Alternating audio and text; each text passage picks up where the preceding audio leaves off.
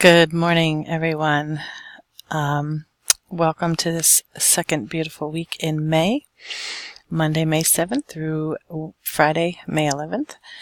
You don't have anything due for today, but you will have stuff for the rest of the week, including starting with live class tomorrow. So please come and join us to learn about your future, your way.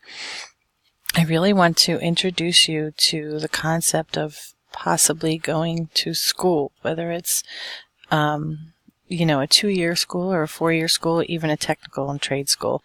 And I know some of you are feeling like this is overwhelming and you shouldn't even have to think about this stuff yet because you're still young, you are young. But there is something to be said for planning. So come and check it out. We'll talk about it all tomorrow.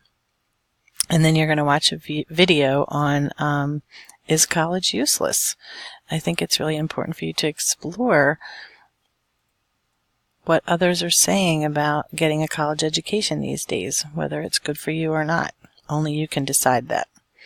And then you're going to actually do a little college and career support. I want to know who are the people in your life that will support you through any decision that you make.